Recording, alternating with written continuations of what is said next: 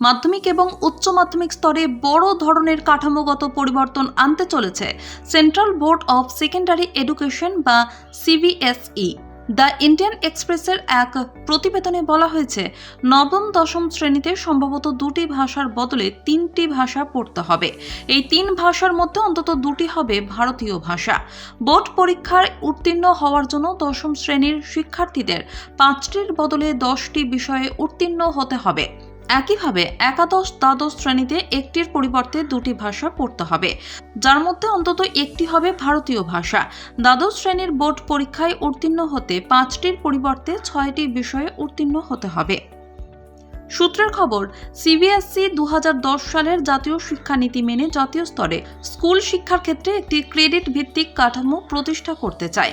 এই লক্ষ্যে সাধারণ শিক্ষা ব্যবস্থা এবং বৃত্তিমূলক শিক্ষা ব্যবস্থার মধ্যে একটা একাডেমিক সমতা তৈরি করার চেষ্টা করা হচ্ছে, যাতে কোনো শিক্ষার্থী চাইলেই মসৃণভাবে একটি শিক্ষা ব্যবস্থা ছেড়ে অন্য শিক্ষা ব্যবস্থায় পড়া শুরু করতে পারে।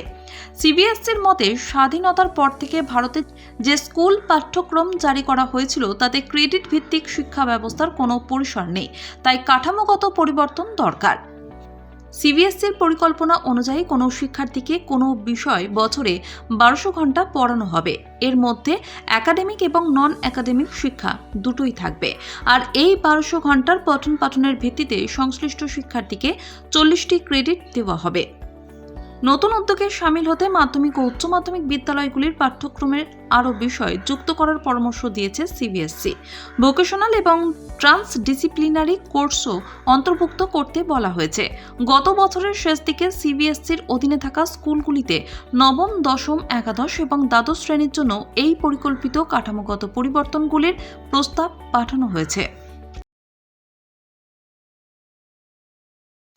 মাধ্যমিক এবং উচ্চ মাধ্যমিক স্তরে বড় ধরনের কাঠামোগত পরিবর্তন আনতে চলেছে central board of secondary education বা সিবিএসই। দ্য ইন্ডিয়ান এক্সপ্রেসের এক প্রতিবেদনে বলা হয়েছে, নবম দশম শ্রেণীতে সম্ভবত দুটি ভাষার বদলে তিনটি ভাষা পড়তে হবে। এই তিন ভাষার মধ্যে অন্তত দুটি হবে ভারতীয় ভাষা। বোর্ড পরীক্ষায় উত্তীর্ণ হওয়ার জন্য দশম শ্রেণীর শিক্ষার্থীদের 5টির বদলে 10টি বিষয়ে উত্তীর্ণ হতে হবে। একইভাবে একাদশ দ্বাদশ শ্রেণীতে একটির পরিবর্তে দুটি ভাষা পড়তে হবে, যার মধ্যে অন্তত একটি হবে ভারতীয় ভাষা। দ্বাদশ শ্রেণীর বোর্ড পরীক্ষায় উত্তীর্ণ হতে 5টির পরিবর্তে 6টি বিষয়ে উত্তীর্ণ হতে হবে। সূত্রের খবর, সিবিএসই 2010 সালের জাতীয় শিক্ষানীতি মেনে জাতীয় স্তরে স্কুল শিক্ষার ক্ষেত্রে একটি ক্রেডিট ভিত্তিক কাঠামো প্রতিষ্ঠা করতে চায়। এই লক্ষ্যে সাধারণ শিক্ষা ব্যবস্থা এবং বৃত্তিমূলক শিক্ষা ব্যবস্থার মধ্যে একটা একাডেমিক সমতা তৈরি করার চেষ্টা করা হচ্ছে,